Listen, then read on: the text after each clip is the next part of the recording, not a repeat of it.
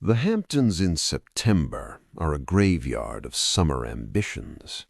The crowds have thinned, leaving only the truly entrenched to haunt the shingled estates of Southampton.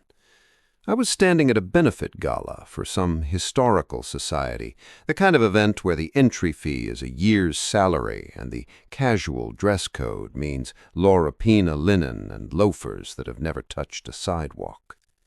I was standing near a topiary sculpture, nursing a gin and tonic that tasted mostly of juniper and ambition, when I saw her. She was across the lawn, standing near a vintage Ferrari 250 GT California Spider that was being auctioned for charity. She wore a cream-colored silk suit that made her look like a column of marble. She wasn't talking, she was merely existing, and the space around her seemed to bow in respect. I didn't approach her. I waited. I knew the physics of our connection by now. 10 minutes later, I felt the air shift. "You're wearing the jacket," she murmured, appearing at my shoulder like a recurring dream. I looked down at the navy wool silk blend, now a bit more lived in than it had been on Fifth Avenue. I turned to her, and for a heartbeat, the poise of the billionaire's daughter flickered. "You look like you're about to buy that car just to see if it's faster than your regrets." Annie laughed, but the sound was drier than the champagne. "I already own the car, Jeffrey. I'm the one donating it. It's too loud for the person I want to be this autumn." She stepped closer, her eyes hidden behind those impenetrable dark lenses. "I thought you might have retreated to the safety of the lowlands after the boat. Most people find the descent from the Aurelia gives them a bit of vertigo. I found the ground a bit too firm after being at sea. I spent the last month wondering if I'd imagined the smell of sandalwood and the way the Hudson looks at 4 a.m. She reached out, her fingers ghosting over the cuff of my sleeve, the same gesture as before, but the context had changed. The sun was setting over the Atlantic, casting long, dramatic shadows across the manicured grass. "I'm heading to Montauk after this," she whispered, her voice a conspiratorial thread. "There's a house on the cliffs that doesn't have a glass elevator or a boarding plank, just the sound of the surf and a cellar that hasn't been opened since the 70s. She tilted her head, a challenge glinting in the reflection of her glasses. "The long way took us to the water last time. This time there's no Bentley, just me and a road that ends where the ocean begins. Are you still a creature of the ground, Jeffrey, or are you ready to see what happens when the map runs out?" The gala hummed behind us, a golden cage of high society expectations, but Annie was looking toward the horizon, where the blue was turning to an infinite bruised black. "I think I'm done with maps," I said, offering her my arm.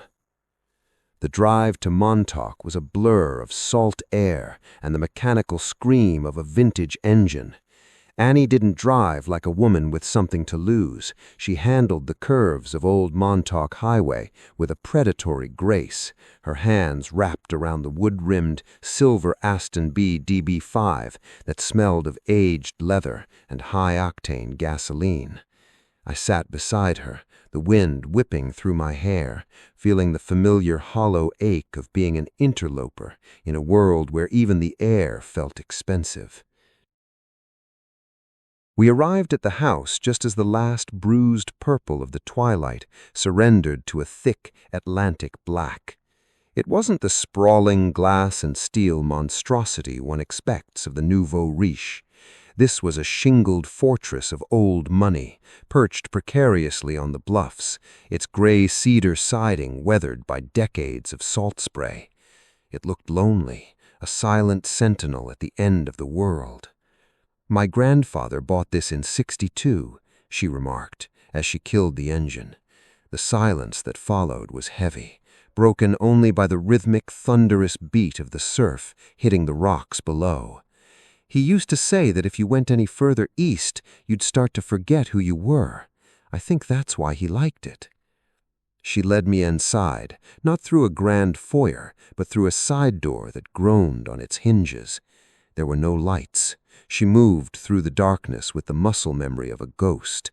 I followed the scent of her perfume, something sharp and floral, like crushed jasmine, until we reached the cellar stairs. The air grew cold and damp, smelling of earth and ancient dust. She clicked a flashlight to life, the beam cutting through the gloom to reveal racks upon racks of wine, their labels yellowed and curling.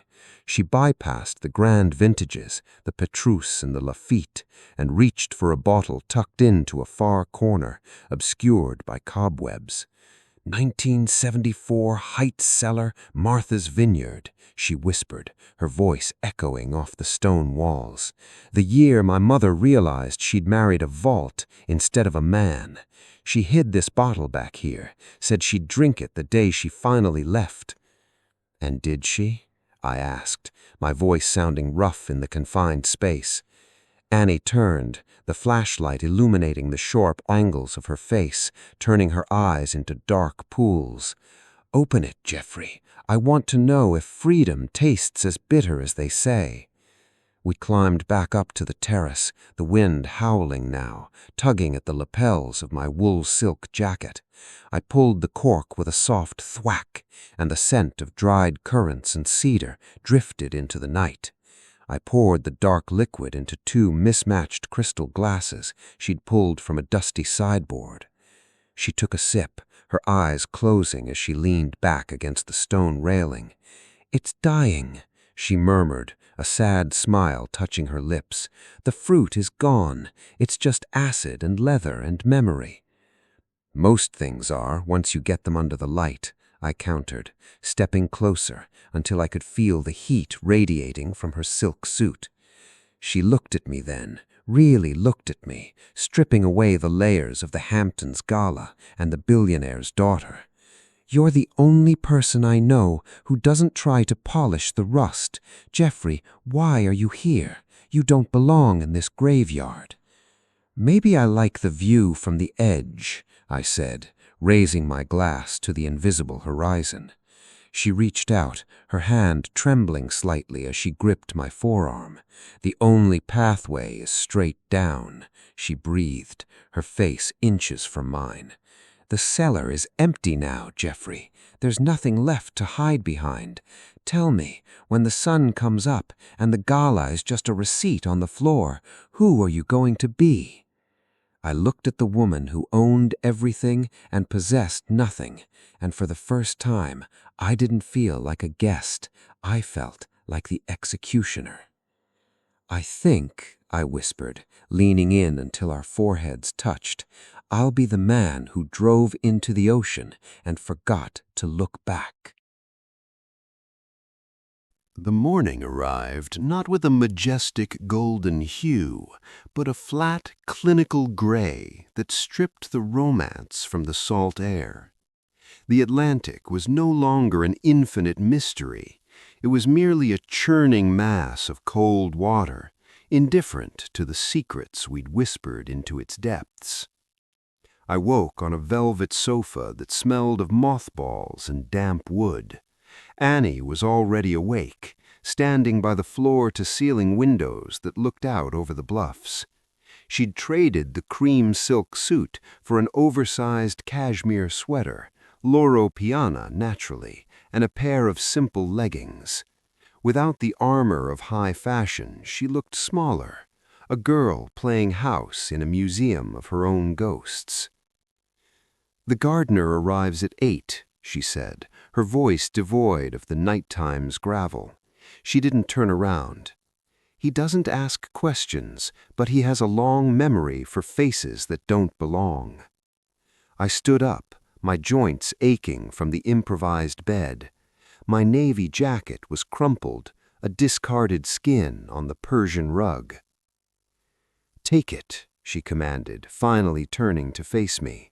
Her eyes shadowed, the exhaustion of a lifetime of expectations finally catching up to her. "Was it real, Geoffrey, or was it just the acidity of the wine?" I looked at the silver keys in my palm, then back at her. Does it matter? In this zip code, the performance is usually better than the truth anyway. I turned to leave, my boots echoing on the hard wood. As I reached the heavy oak door, her voice stopped me. "Geoffrey." I glanced back.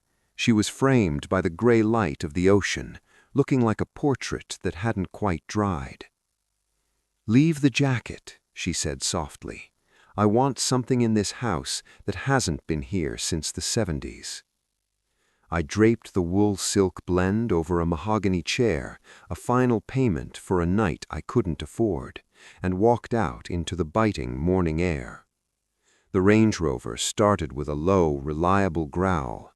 As I backed down the gravel drive, I saw her in the rear-view mirror, a solitary figure on the cliffs, watching the map run out.